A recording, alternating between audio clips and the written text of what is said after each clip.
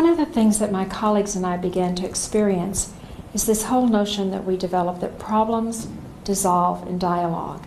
In other words, we began to experience that in our conversations with clients, that we didn't need to work to try to solve or resolve a problem or fix a problem, but that somehow problems just seemed to dissolve as we talked, as we engaged with each other in conversation.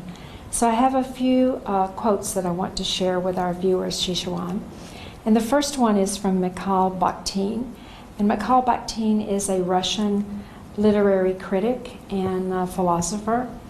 And his philosophy was around the notion of dialogue. He talked about human beings as dialogical beings, that we are born into and live in and work in, as dialogical beings in dialogue with each other. We relate to each other in language, and again in language in the broadest sense, whether that's in words, gestures, comments, eye movements, etc. So Bakhtin said, dialogue is the condition for the emergence of new meaning. Dialogue is the condition for the emergence of new meaning. That newness emerges out of dialogue, the way that we think about or understand things. And let's go to our next couple of quotes. John Schotter is a colleague of mine. He's a British social psychologist who is a prolific writer, and I invite the readers to take a look at some of his writings, and we'll also provide some of those as resources. He says not to solve what had been seen as a problem, but to develop from our new reactions new socially intelligible ways forward in which the old problem becomes irrelevant. Now that's quite a lot to say, and I think it's something that the viewers will have to read and reread and think about. Not to solve what had been seen as a problem, but to develop from our new reactions new socially intelligible ways forward in which the old problems become irrelevant.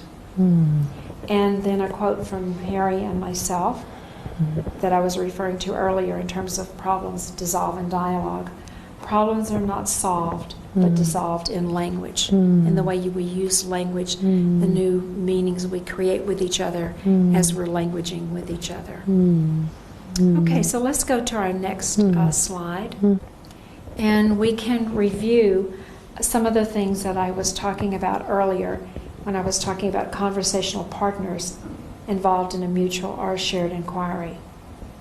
So we have up here, and I'm going to read these if the viewers don't mind.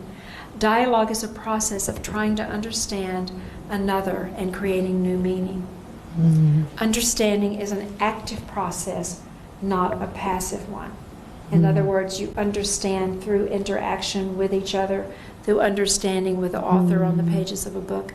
You don't understand without participating in developing the new understanding. Rather than understanding another person's words from a theory, try to understand by responding to them. Be curious, try to always be a learner and learning more. Check to see if you have heard what the other one wants you to hear. I often talk about the importance of listening, speaking, and hearing, which I referred to when we first started talking several minutes ago, I guess it is now, for today. That one speaks to invite the other person to speak so that you may listen to them, then you respond. In other words, you speak to make sure to check out that you have understood as best you could what they wanted you to hear. And then develop local understandings that come from within the conversation. So in other words, that's creating more local knowledge with the people that you work with. And if they've participated in creating that knowledge, and then it has relevance and usefulness for them. It's more particular and unique to their situation. And then the next slide. Yes. Okay, so then we say, approach each relationship and situation as unique. In other words, you have to not think that you've met this person or this situation before, but each person that you've met is a new person. Each circumstance is the first time you've read it. Each time you've read that novel, you've read 20 times, it's a new reading of the novel. Because you're in a different place when you read that novel, when you encounter that person, when you encounter what might seem like a familiar circumstance in counseling or therapy. So even, for example, if a clinician has seen a client for 20 times, like, oh, by now I know the person. But then from what you say is that every meeting is a fresh start. It's a fresh start. Yeah, you're not starting at the beginning, but you're always keeping an open mind that there's still things to learn from and about this person. Okay, let's see next. Allow the client to be center stage. And I was talking about that earlier when I first started talking about collaborative and collaborative relationships, is that the therapist is decentered. The therapist is no longer the center of the stage, but really the client is. It's the client's therapy, it's the client's counseling, it's not the therapist or the counselors. And then I say offer questions, opinions, speculations, or suggestions as ways of participating in the conversation and in a tentative manner. I don't think I have used the word tentative today. So by tentative, we mean that any question that you ask, any thing that you offer in the conversation, that it's not offered as an expert idea or an expert opinion or fact or reality or truth. But this is a potential way, a possible way of thinking about this or talking about this.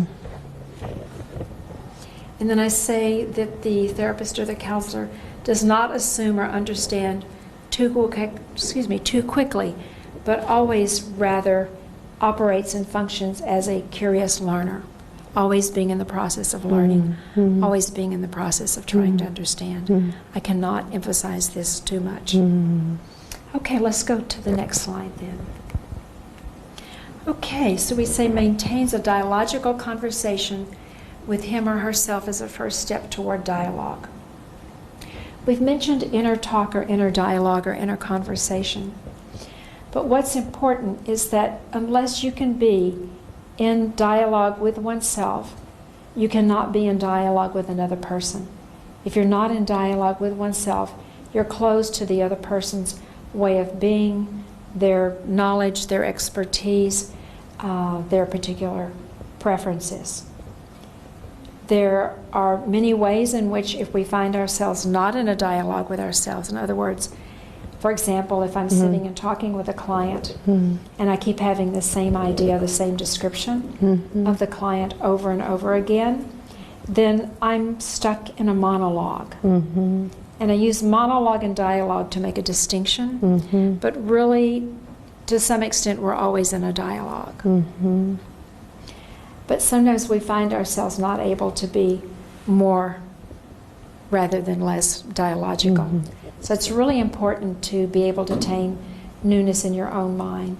And we each do that in different ways. I know therapists who enjoy reading poetry, so if they've had a frustrating day with a particular client session, they might go home and read poetry. Somebody might have a glass of wine or a beer. Someone might go to a movie. Or someone might talk to a colleague about that particular client or session. But you've got to get yourself out of that sort of stuck thinking and descriptive rutness. Sort of moving forward. Trying to keep yourself moving forward and open to the newness, the difference in the other person, and moving back into always trying to understand. When you find yourself in a monologue, you're moving away from, or you've moved away from trying to understand. We've talked about keeping inquiry within the parameters of the agenda of the client, keeping your questions close to the client's story, not if they're talking about this, sort of bring something in from out here and they have no idea why you're bringing it in.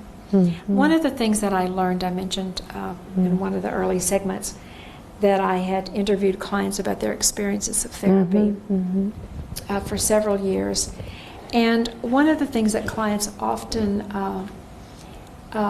said is that they didn't know where some of the therapist's questions came from. It was almost as if I was talking and then the therapist asked me something out of the blue.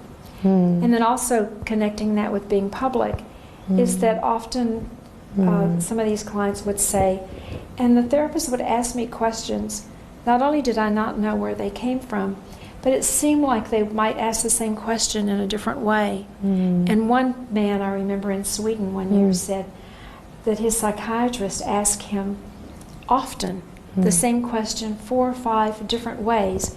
And he said, I just kept trying, but I never got the answer right. He said if my psychiatrist had just told me, was just open, was just public, with what he was trying to learn, what he wanted to know, I could have told him, and then I would have gotten the answer right. Wow, wow. Entertain multiple and contradictory ideas simultaneously. Therapists often get very upset if a client's telling their story, or they make some judgment about the client. If the client's story has a part of it that contradicts an earlier part, you know, it's not what you said earlier, okay, so what's the real story here? Those things are not that important. People contradict themselves all the time. It's part of life. It's part of life. You can't help but contradict yourself at times. We're not perfect human beings. And that we do and we talk about things that are important to us in a way that's important to us at that particular time. I'd like to say something. Sure. Would that be okay? Yeah, you want to say it in Chinese for our viewers? Yeah. 我想哈令刚刚提到一个很重要的理念，就是通常我们都觉得人不应该有矛盾。如果我们在做咨询的时候，如果来访者有矛盾，我们可能要想办法让他的矛盾不见啊。但是在刚刚哈令老师的讲述里面提到说，其实矛盾也是生活里的一部分啊，还有包括人们可能有各式各样的想法，那要怎么样子去理解这些矛盾，而不是改变矛盾？我觉得这样子的思维特别的开放，特别的能够跟矛盾合作，所以我希望就是大家听了这样子的理念，也可以开始去反思你生活里有没有矛盾，你的来访者有没有矛盾，然后去看到矛盾。如果我常用的语言，矛盾可能也挺宝贵的。去贴近理解矛盾，也许矛盾它不一定是要解决，但是有了更多的理解，我们跟矛盾的关系就不一样。I was talking about if we look at contradiction as problem, but knowing contradiction is part of life, maybe as we can understand the contradiction, that problem itself would dissolve. Kind of using that analogy. In other words, yeah, that we punctuate contradiction as a problem. Yeah. When it doesn't have to be a problem. Yeah. Yesterday I preferred vanilla ice cream. Today I prefer chocolate ice cream. I've really never liked vanilla ice cream. What do you mean you've never liked vanilla ice cream? That's what you wanted yesterday. Yesterday. How come you have a different idea today? I changed my mind. Yeah, I thought that is an important idea. Very useful. Okay, so continuing down our row of sentences here, or phrases, it says uses coherent language, which really connects with, keeps inquiry within the parameters of the agenda. In other words, you're staying close to the client's story, the client's telling, the client's manner of telling, the words the client uses. Now, we're not always using the words the client uses, because if you're really talking with someone and you're responsively listening, talking, and hearing, as the next one says, that sometimes your response will introduce a new language, new words, because again, you've used the compare and contrast to give you and the client something to compare and contrast with. So a moment ago you said you were sad. Now I'm assuming that that means that you da da da da da. And so they can say, yes, that's exactly how it is for me, or they can say, no, that doesn't fit. So it helps you always be on the way to understanding the other client.